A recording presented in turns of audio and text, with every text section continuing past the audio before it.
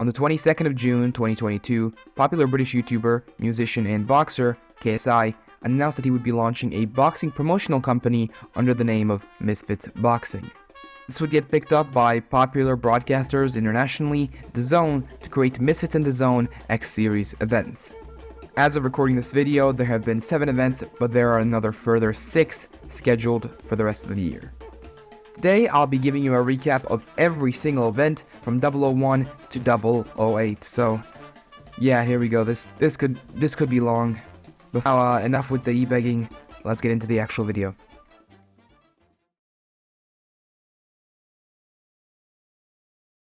Earlier in the year 2022, Alex Wasabi faced off against KSI's younger brother Deji on Showstar Boxing, where he won via split decision. Alex would then go on to continuously call out KSI, who at that point hadn't boxed in under 3 years, which was that fight against Logan Paul. However, JJ wasn't one to back down when called out, and a fight between them was scheduled on the 27th of August 2022 as an opener for the Misfits X-Series events. The fight was set to be at the O2 Arena in London, UK. However, only just 20 days before the fight, Alex Wasabi pulled out due to an injury and was replaced by British rapper Swarmz. Now, fans weren't happy with this, as Swarmz has had no fighting experience in any way and wasn't even that well and known enough to really warrant a fight with KSI. So JJ came up with the idea to have 2 fights in one night, and for a second one to be against a professional boxer. Originally, he was set to fight a Bulgarian man, but after discovering that he was a neo-Nazi and a white supremacist, he was replaced by Luis Alcaraz Pineda, who was a young Mexican fighter with a record of 2 wins and 5 losses. But no matter what you think about KSI's fights, the 2 of them, the rest of the card was stacked. We had Dean the Great vs Evil Hero, Andy Worski vs Salt Papi, Sam Hyde vs I'm Thompson, King Kenny vs Face Sensei, Deji vs FuziTube, and Face Temper vs Slim.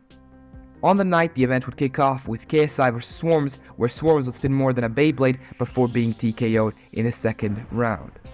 Obviously, KSI dominated this fight as everyone expected him to, because, Swarmz doesn't box. Then we had Dean the Great vs Evil Hero, which would end, and then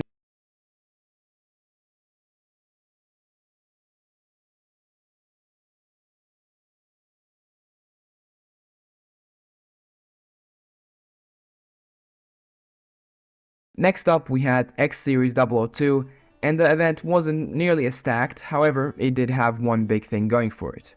That was the return of British YouTuber Jay Swingler, who was headlining it, who was set to face off against Churdleys on the 15th of October 2022 in the Sheffield Arena, England.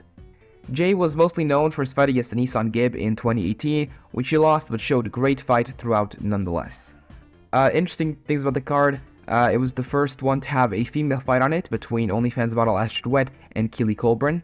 But aside from those, we also had Halal Ham vs DDG, Anthony Taylor vs Ashley Rak-Su, JMX vs Ginty, and Slim vs Ryan Taylor as the undercards. The card would start off with Halal Ham vs DDG, and after 3 rounds, Halal Ham, one of the OGs who's been here since the first event in 2018, Logan Paul vs KSI 1, took the victory on decision. A similar outcome would play out in the fight between pro UFC fighter and ex-stripper Anthony Taylor and Ashley Rak-Su, who was a member of a British R&B group, so very different career paths there. Either way, 3 rounds came and went, and Anthony Taylor, the pro fighter, was crowned as the winner on decision. Who was shocked? No one. Then followed the first female fight on Misfits, where Astrid Wet would win after Keely's team threw in the towel in the first round. I'd talk about it more, but no one's interested in this fight, painfully enough. Then came Joel Morris, also known as JMX, who is another fan favorite that was expected to win rather comfortably against Ginty, but actually struggled quite a bit in the fight. Despite the great effort that Ginty put up, eventually JMX would win via knockout in the 3rd round of the fight. The co-main event between Slim and Ryan Taylor followed, and now these guys had some beef beforehand, however I do not know enough about it to speak on it, so you should go and do your own research on that one if you care. Either way, Slim would retain his light heavyweight title after a win by unanimous decision after only 4 rounds. Which, yes, was the entire fight, so, 4-round fight, good work. Then came the main event between Jay Swingler and Churdleys, where Jay would absolutely sweep Charlie's up. Obviously, Jay Swingler just kind of took him out of the first round with no problem, which was, a big, sign to the rest of the influencer scene to really watch out for Jay, as he's a proper threat now. Despite not having too many big names on the card in certain fights like Tom Zanetti, Jack Bean, Swarms, Christian Hanby being cancelled, the event was still a major success, and teased on the next one that we were going to have Dean the Great versus Waleed Sharks.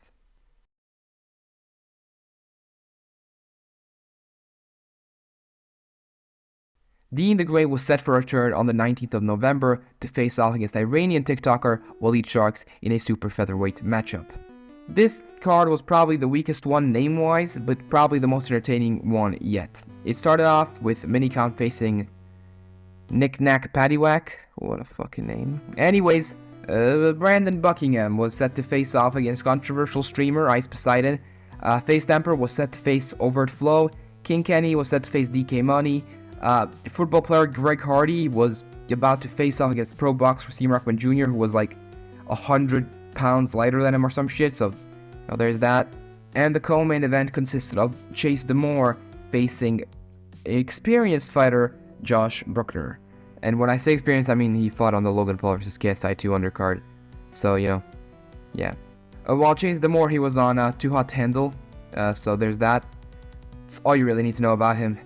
The card started off with Minicon versus Nick Paddywhack, cool name still, and it would end in a win for Minicon after a 4th round disqualification for Nick.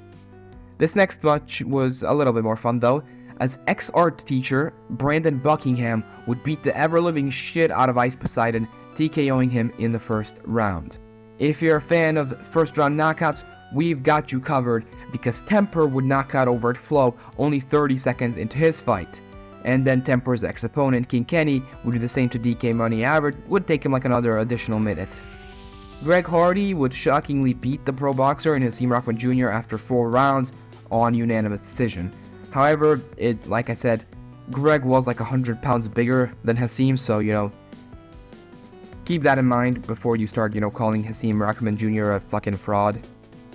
The co-main event set to face off between Josh Bruckner and Chase Demore was a rather interesting one. The fight would be, won by Josh because Chase was a little too busy fighting the demons in his head. I don't really know what happened. The fight only went 2 rounds before Chase's team did him a real solid and got him out of there. But yeah, Chase Demore, an interesting individual, as you can already see.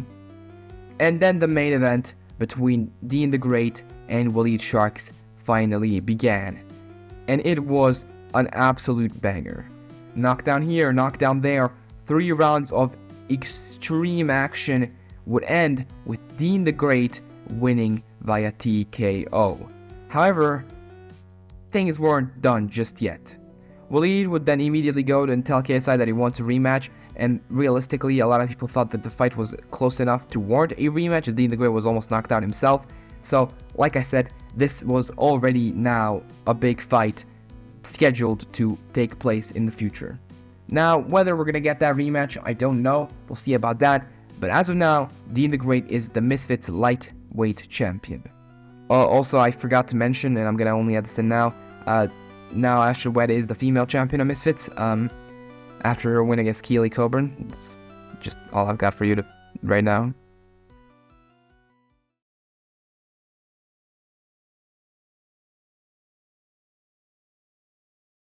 On X-Series 003, it was announced that on January 14th of 2023, the 4th event would be headlined by KSI facing off against UFC fighter with a 2-0 record, Dillon Danis. I am the Nightman, KSI! Oh, hell no. You don't want to fuck with me! You don't want to fuck with me! Now, this event was another very stacked one. We got our second female fight between Elle Brooke and Faith Ordway, which was the hardest minute of my life. Wait, no, not like that. On top of that, we had a concept that was introduced where Temper was set to face off against a mystery opponent. So, interesting. That's cool. And on top of that, we had a bunch of other big fights, such as a pro bout between Idris Virgo and Anthony Taylor. Swarms has returned to face Ryan Taylor. Saul Pappy versus Josh Bruckner, and Slim versus Tom Zanetti as the undercards. However, Dillon Danis would pull out of the fight and was then, rightfully in my opinion, ridiculed on the internet because apparently it was a injury or something. I don't know. In other words, he fumbled the bag. He was then replaced by FaZe Temper, so instead of Temper facing the mystery opponent, he would face KSI on the main event, and the mystery opponent would face off against B. Dave, who you might not know. You might not know him. The event kicked off with a pro bout between Idris Virgo and Anthony Taylor, and in the end, Idris Virgo won via unanimous decision after 4 good rounds. The fight between Elle Brooke and Faith Ordway followed, and it was a total scrap that just Faith wasn't simply ready for, as Elle Brooke took that victory comfortably in the first round. Comfortably is a big word. I've written it in my script, but I don't know if I'd say comfortably. It wasn't comfortable at all. They both scrapped each other, and none of them really came out without many bruises.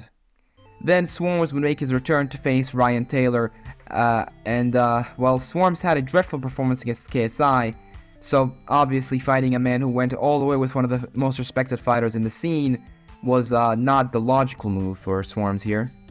He was expected to lose to Ryan Taylor. Hell, I even expect him to lose. However, all it takes is one punch. Literally. So, apparently, a jab from Swarms fucked up Ryan's retina or some shit. So with literally one punch in the first round, only 50 seconds in, Swarms really didn't get much time to shine. However, he would still be crowned victorious. Then came B-Day versus the mystery opponent, and a lot of people were surprised that, the mystery opponent was leaked beforehand, as no one knew who it actually was gonna be. They managed to hide him from the rest of the world, so, who was it? Well, it could only be one man. I like B-Dave, and I just want to remind you, B-Dave fought a pro boxer as his first fight, and managed to go all the way with him, so, remember that before you try and mock this man. This legend. Then came Saul Pappy versus Josh Bruckner. Now, both of these guys were proper in the scene now, and the winner of this was set on to do some very big stuff in the future of influencer boxing. The first round was honestly a whole bunch of fucking nothing, as he would just kind of jab around, feel each other out, so nothing really happened there. The second round was a massive turnaround, as a crazy counter blow would knock out Josh Bruckner, which was a huge surprise to a lot of people. Aesthetically, Josh Bruckner is, in my opinion, a lot easier to look at.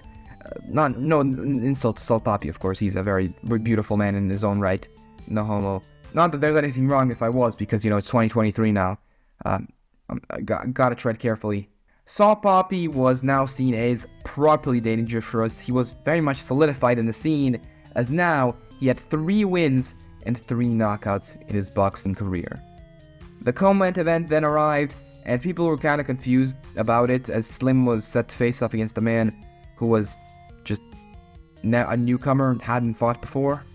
Slim, who was a very much respected man and the light heavyweight champion of Misfits, was set to face him against Tom Zanetti, a DJ who had never fought before. So, there you have that. Surely Slim would blow him out the water, and it looked like it, as a lot of people expected, for the first 2 rounds where Slim did do that. However, Tom Zanetti is insane. I don't know if he was on something. However, he just straight up screamed at him and yelled at him while he was getting beaten, and he would make a complete turnaround in the last 2 rounds, which would make things a whole lot more interesting. Tom Zanetti's insane chin would manage to last all 4 rounds, and Slim would only just edge it out and win on split decision. In the post-fight interview, Slim would then say that he was going to drop down to middleweight unless he could get that fight with KSI. Because earlier, how Slim knocked out Temper, he was kind of upset that Temper was a replacement fight for KSI, so he was trying to call him out and shit, but right now he just struggled against a man who was 33 and a fucking DJ. Tom Zanetti was also, now a big man in the scene, and at 33 had a fucking chin on them. Anyways, to cap off an absolutely incredible event, KSI went up against the 6'4" southpaw FaZe Temper. This was finally a genuine chance for KSI to show off his ability, how much he's changed, if his technique was good, and he managed to do that in a sublime way. He did that by knocking Temper out in the first round with significant ease, which, was a pretty brutal knockout.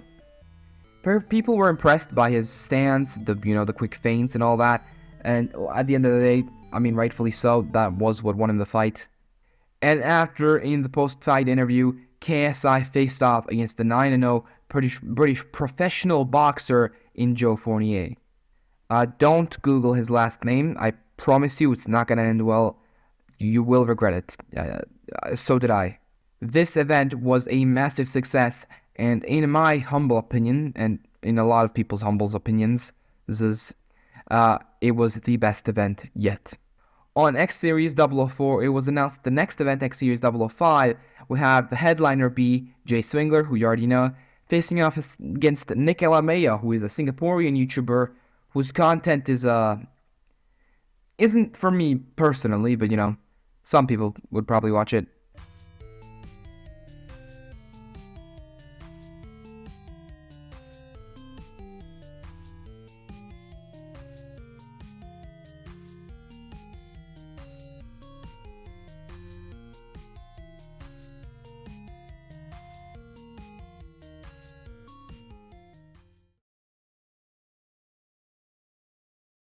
KJ, I love you, but what the fuck was that, bro? I saw better people said this was cringe because I said, I am the nightmare, KSI. I am the nightmare. KSI.